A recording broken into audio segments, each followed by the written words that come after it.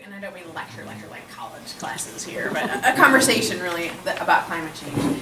Because we can't really do that in a short period of time, I've chosen things that I hear most often as the questions about climate change. Why is it happening? How do you know? Can you really prove it? How do you know what you know? And then just a little bit about what are some of the consequences of global climate change. As I was driving over here, I realized slightly depressing topic, and I can't necessarily put a happy face on it, but instead of depressing, let's use the word reality. So this is what we are currently experiencing, and this is what the future is probably going to be like with respect to realistic expectations we might have about it. And so I just want to share a couple pictures with you about who I am and my background a little bit, but my husband and I live in Orion, Illinois, and we live on a small 10-acre farm. And this is new to me. I did not grow up in an agricultural setting. But we have 2 little boys, 3 and 5, and they love it. Here they are, the chickens. We have about 120 chickens right now, which is something I'm not used to. We raised lamb this year. We try to do things as sustainable as possible. Our bees did not make it, but from a couple years ago. And my initial interest in climate change, well, I've always been interested in the environment, but my interest in climate change specifically started when I was working on my PhD from the University of Washington, but I was working in Northwest Greenland. And my PhD was actually involved with soils and understanding the organic carbon and the movement of the carbon from the permafrost soils to the atmosphere, and how that actually is a mechanism for making climate change happen at a faster rate. So when you think about soils and climate, they are actually really intimately connected. But while I was there, I met this guy doing his PhD, and got married and things like that. So I met my husband in Greenland. He's an ornithologist. So now we do research together, which is that biogeography and understanding mercury contamination from actually mid-latitudes where we are ends up in Greenland, and studying how much of that is in birds, where that is, etc. We take students now and then. So here are a couple pictures. Cockeyed hat, nobody told me I was wearing it wrong. We have a research boat. We see polar bears. We take students. They get to hold the birds. They feel very excited about it. My husband has been working in Greenland for 23 years. I've been there for 8 summers now. But even in that short period of time that I've been there, we're already seeing climatic changes.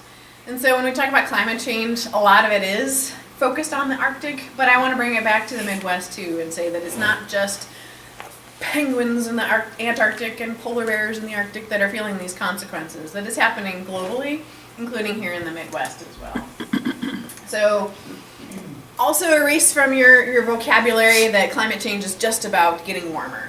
We hear that word global warming, and I tend not to use that word because I think people just think warmer. And you might be thinking, I hate cold winters. Warmer sounds better, right? We should put a positive spin on it. But it's not just about warming. It is also not about just places in the Arctic or the cute polar bears. Or anytime I talk about this in my classes and I show pictures of polar bears, the students, even in the college level, they're so enamored with that. But really we want to talk about the science and the consequences, and the broader community here. And it's also not just about devastating floods or droughts. It's all those things, but it's also here what's happening in the Midwest. And again, not as much maybe now in 2014, but even when I first started teaching, students who I thought were more enlightened perhaps than I was at their age are really doubting. Doubt is good in some cases, but they would just come up to me and say, yeah, but is it really real? Because I heard this one thing on TV and they said like it wasn't real. It is, and it's happening right now. So what we're seeing right now are the consequences of what we've been putting in our atmosphere for the last 150 years or so. What we see in the atmosphere from maybe 30 years ago is what are giving us the consequences that we're having right now, and what we're putting in the atmosphere right now is what's going to continue to affect the future. So we'll talk a little bit about that. It's happening now. It's not just what kids and grandchildren, great-grandchildren have to worry about. And I think that's also something that I try to get across to my students, who of course are only thinking about themselves.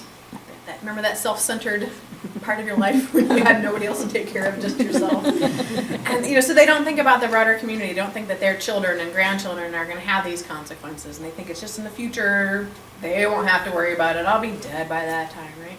But it is stuff that's happening right now. And again, it's not just about the Arctic, although when you see it on TV, isn't it the calving glaciers that you see all the time?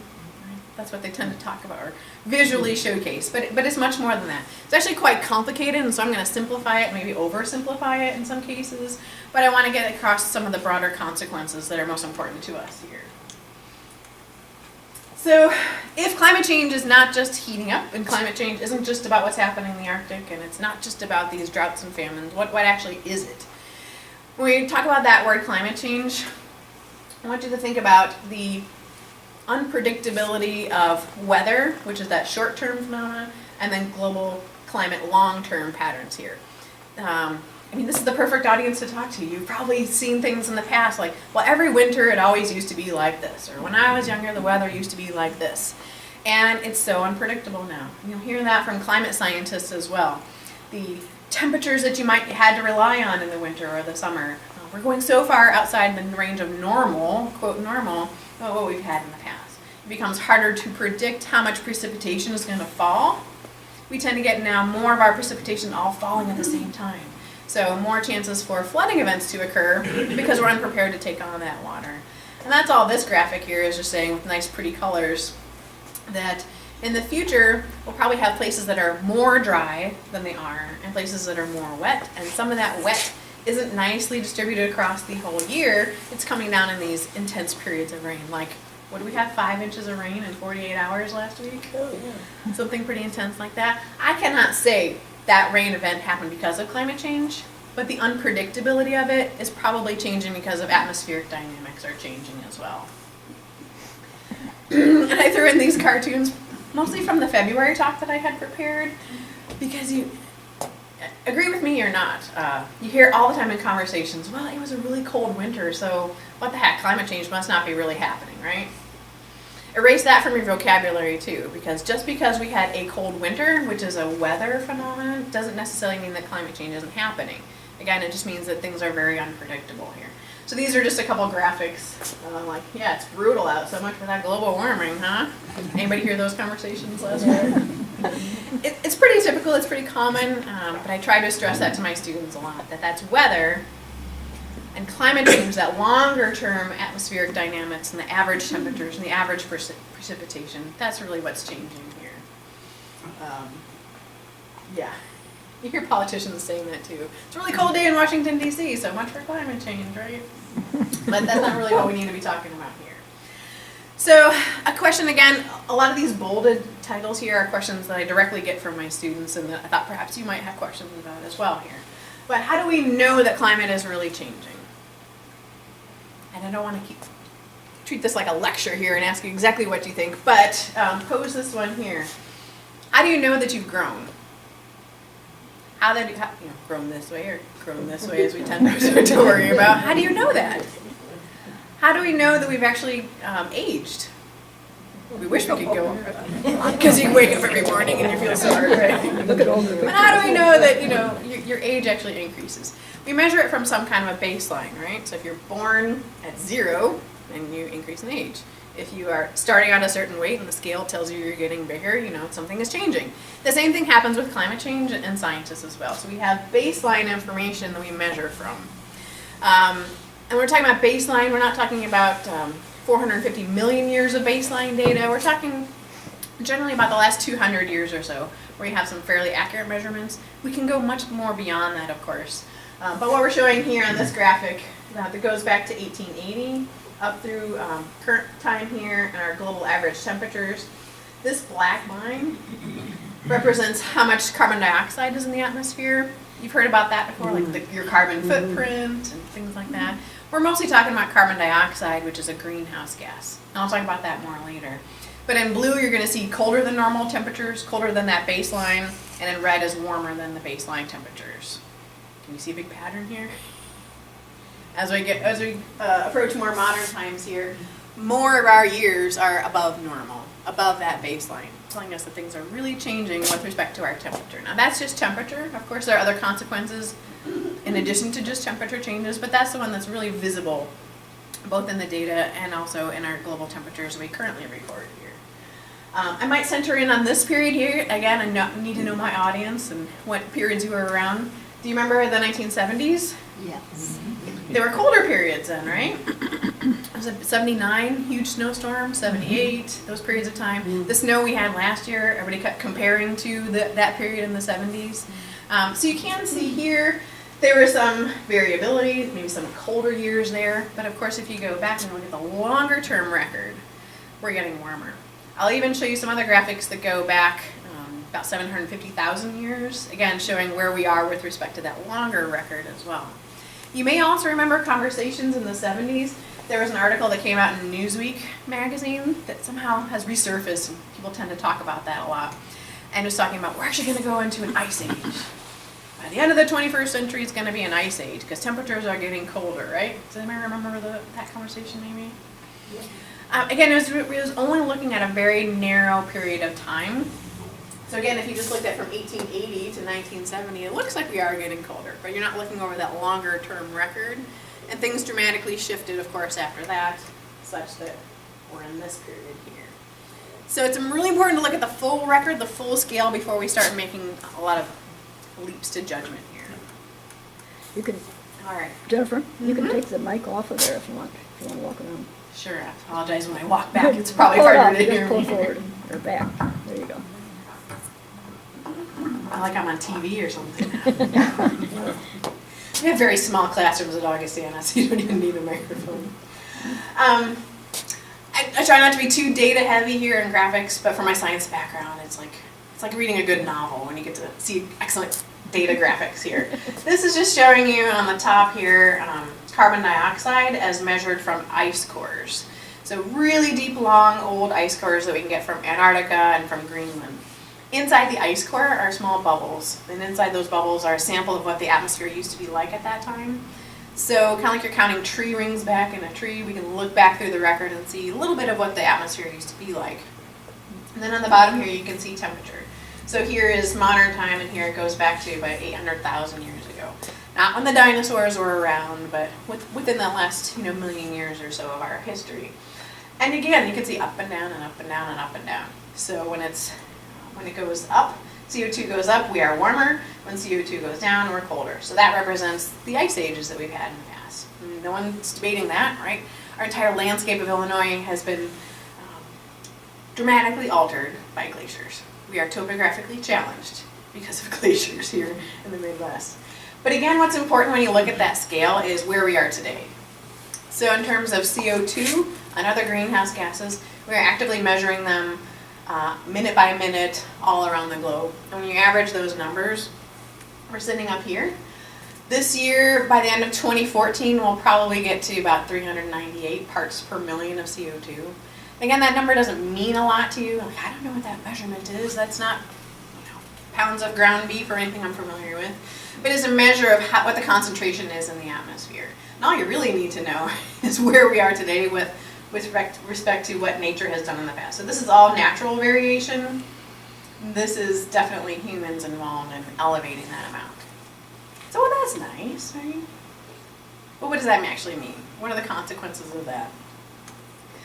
And another question I get from my students would be, oh hey, but when the dinosaurs were around, it was much warmer than this, right? True statement. It was warmer, and we did have more CO2 at that point in time. But what's important to know is not just the magnitude, but the rate of change. So how quickly is something changing? You've probably seen that with population growth charts before, how rapidly the population is changing. Don't worry about all the text on here, but what this is showing you, roughly, is that over this 20,000 year time period here, is showing how we got to that warmer state when the dinosaurs were around. It was slow change over a long period of time, getting to this really warm state where we are. What we're doing now to alter our systems is a very, very, very rapid change. That represents this graphic over here. So yeah, we're not quite as warm or as much greenhouse gases in the atmosphere as we were when the dinosaurs were around, but it's happening over a very, very, very short period of time. Thus, it is hard for our planet to adapt to some of those changes. Here we had 20,000 years to adapt to those changes. I mean, humans weren't around when the dinosaurs were around, but the rate of change was so slow that things could adapt and change. And that's not happening now. Plus, now we have people, and those people are experiencing and changing the environment as well.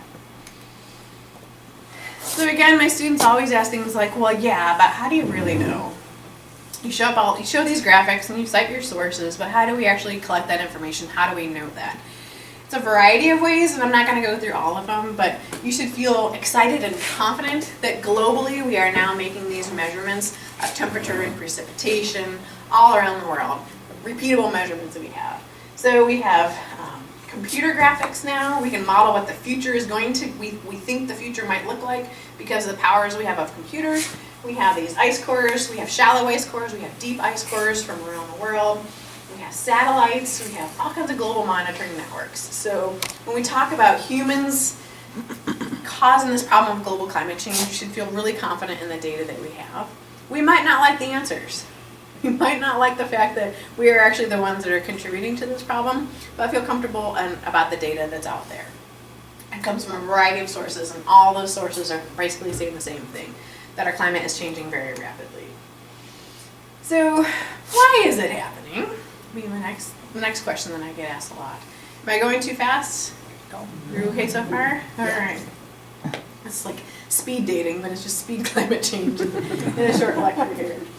Again, this one kind of looks like a graph that you might see in a college classroom, but what we're experiencing here really is the result of the changes we're making to the atmosphere. And so when you hear this word climate change, a component of that is something called the greenhouse effect, which you've probably heard of that before.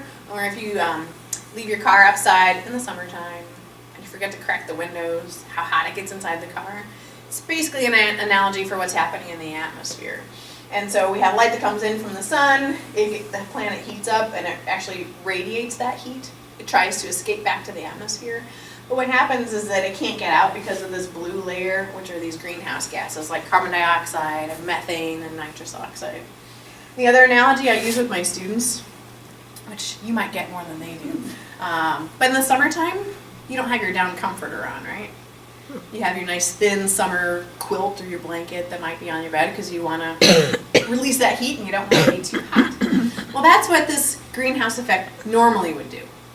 It is naturally there, this layer of greenhouse gases here, and it prevents us from being too cold. So without the greenhouse layer of gases, we wouldn't have life on our planet. So it's good. But what we've done now is the equivalent of come winter time. You're going to put on either your big down comforter or you're going to put on like 3 blankets to trap your body heat inside the bed. That's what we're doing now. We call this the down comforter effect. We've put too many greenhouse gases in the atmosphere such that our atmosphere, that layer now, is acting like a down comforter, keeping too much heat in our planet. That's why we're seeing our temperatures rise. But again, what are some of those consequences that we have here? Another question that my students ask was, well, how do you know where that carbon dioxide comes from? Because I exhale carbon dioxide. Is that the problem? How do you know it's not just something natural, like these ice ages that we have? How do you really know that it's humans that are causing these problems? Well, the short story is we have something called isotopes that we can tell the chemical signature, essentially, of the carbon that's in the atmosphere, and we can tell that it's not coming from plants, that it's not coming from the ocean, the excess. But where it's coming from is our burning of fossil fuels. And this is actually a graphic from one of the textbooks that I use in the class. And it's just showing you that all these circles are places where we have carbon on our planet. We have carbon in the atmosphere, we have carbon in the soil and the trees that are here, we have carbon in the oceans. And the other one is this carbon that's tied up in fossil fuels. So all of our petroleum, natural gas, coal, all those fossil fuels are just hydrocarbons, just hydrogen and carbon molecules linked together. And what has happened prior to prior to the fact that we recognized that we could mine coal and burn it for heat, what's happening was that nature was balancing all this out. So plants would respire, plants would photosynthesize, we'd move carbon dioxide back and forth. The same thing happens in the ocean. Oceans are our friend with respect to the climate carbon sponge. They are excellent at that. But what's happening now is we figured out we can mine these petroleum products, these carbon products and fossil fuels, and burn them. That puts extra carbon dioxide and carbon molecules in the atmosphere, and our planet can't maintain that balance anymore. So we're out of whack. I try to make that analogy with students in their bank account, like what do you re-put in versus what do you take out. They don't quite understand that one. They don't have to make their own money anymore. But we can actually see the signature of the carbon in the atmosphere, and we can recognize that the majority of it actually comes from fossil fuel burning. So we understand where it comes from, thus that means we have to point the finger back at us. And I use this little, you guys ever watch CSI? Maybe? Yes. My students love that too, right? And all the technology that they use in fingerprinting, and so I say here, suspect identified. We can actually kind of literally, almost literally fingerprint the carbon that's in the atmosphere and know that it actually came from our fossil fuel burning. So yes, it is our fault that the climate is changing so rapidly, which I think is kind of it's a hard pill to swallow for people because we don't like the answer. We don't like that answer. We don't like that we've messed with our planet so much, we've altered it in so many different ways that now we're feeling the consequences of it. Surely it's somebody else's fault, right? Surely there's some study that says that it's just a natural change, that it's not us that's to blame for this one. But we can see here globally, it's not just the United States, it's not just Illinois, it's globally. Anytime we have an increase in our population globally, or you start increasing your GDP, or which is a representation of wealth, we see that greenhouse gas emissions go up with that as well. Countries like China and India that have a large population and they're rapidly industrializing are creating a lot of those issues, but we are not blameless, of course, here in the United States as well. And this one is another graphic here. I've taken it out of another article, but it's just to show you how, after analyzing many decades worth of weather data, what we're seeing here is everything in green is what the climate used to be like in the 70s and 80s. And what the pink color here shows is the decade from 2001 to 2011. We've seen the literal shift in the range of climate, and this is globally. So this is kind of the old climate that we were really used to, and our households were used to, and our agriculture and our economy was used to, but we've shifted to this new state, and that's going to continue to shift as well.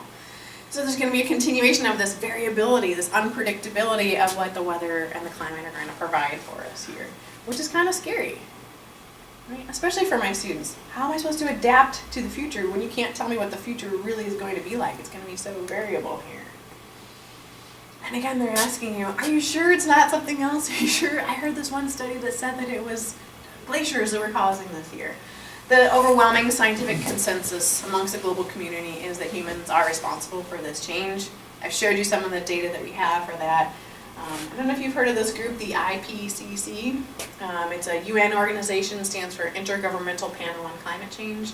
And they come together every 6 years or so and put out these big publications about what's the best knowledge that we have about the state of the climate and what the future is going to be like.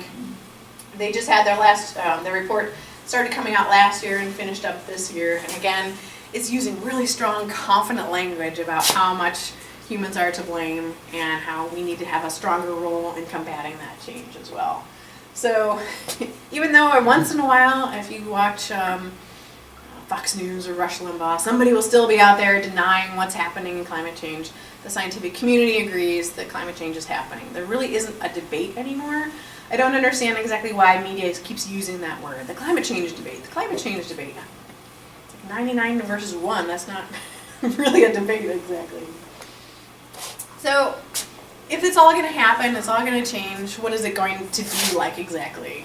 There are a number of consequences, and I don't need to take all of your time going through all the details of that, but I just want to summarize a couple of the big ones that you're probably familiar with. Again, you see all kinds of pictures on the news about glaciers calving, you hear about sea level change. It is a reality that if we have more ice melting in places like Greenland, or specifically Antarctica, Antarctica being our largest ice mass on our planet, it's a pretty simple calculation to say if we get warmer and we melt it, it's going to go somewhere. And when it goes into the ocean, that's what causes that sea level change.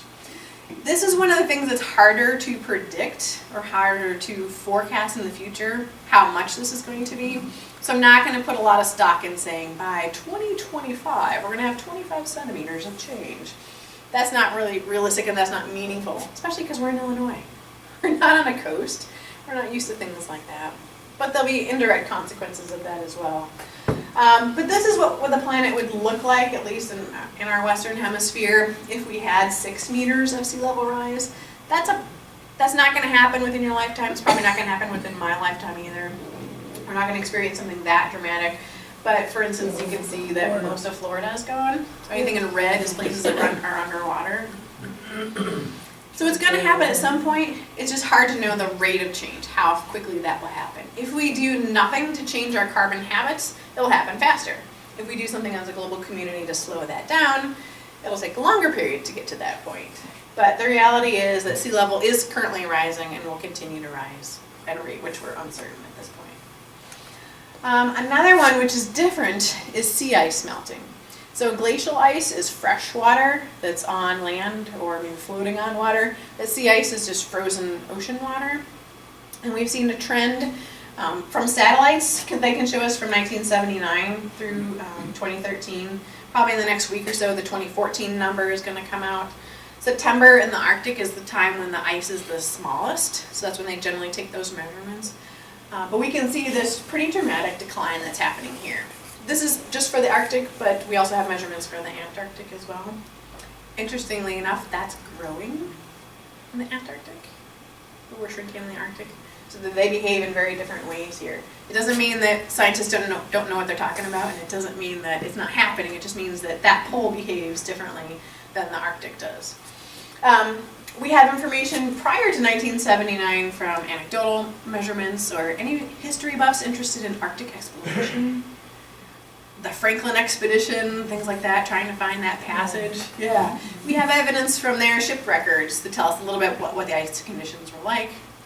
And many people are actually in the process of transcribing those ship logs into information about what the ice was like. But this is just from satellites telling us what's going on.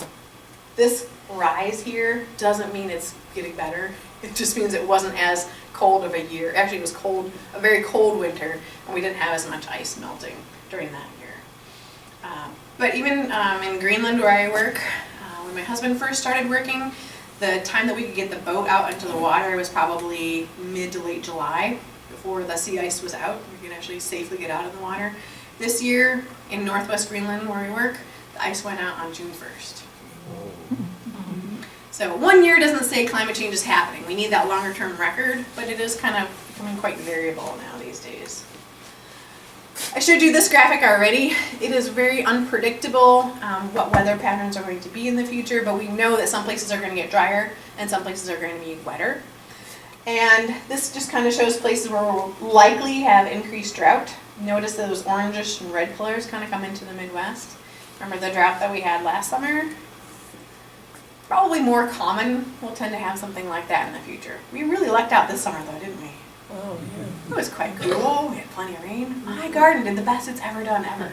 Yeah. Well, okay, ever. In the 9 years we've been there. But if you had similar gardens and similar successes here, probably not going to be the norm. Probably things will be drier with hotter periods as well. And this is that rainfall intensity, basically highlighting in purple places where more of that precipitation is going to come all at once in big events rather than spread out throughout the year. You probably have been following the news with California and the extensive drought that they've had for the last few years. That probably is going to be part of the norm as well. So I'm not here to scare you about it, but just to tell you that if that is the reality, how do we have to adapt to it? How do future generations have to adapt to that as well? At Augustana, they're starting a new public health program, which is great. And I think a lot of their students are going to go out and have to work with populations all around the world, adapting to changes in climate change. This graphic here with health, oh, there it is, human health decline, showing you where we would estimate that higher mortality rates or higher rates of infectious disease might occur because of climate change, like mosquitoes. So if mosquitoes are getting in places where they hadn't been before and they can carry diseases, they are a vector for passing on those diseases, we might see more prevalence of those. How do we combat those as well? And then something that we have quite an abundance of around here in the Midwest is fresh water. Probably people don't, especially my students, they take 20-minute showers and they think nothing of it. They don't think about where their water comes from because it's so cheap and they don't have to pay for it, so they don't think about it. But in the future, I think we're going to have to really think about where our clean, fresh drinking water comes from, how much we can use for agriculture, how much can we use for our lawns, etc. But especially we're going to see a lot of that change here. So in blue here, you're seeing more water availability, and here we have less water availability. So more places having water stresses for both communities, urban environments, as well as agriculture. And speaking of agriculture, I mean, this is the Corn Belt of the Midwest here in Iowa and Illinois. This one is showing you how both temperature and precipitation will affect yields for crops around the world. Anything in red generally means bad or danger, caution, something like that. So you can see here having a loss in the Corn Belt of yields. So if we use that for feed for cattle and use that for consuming the meat, how is that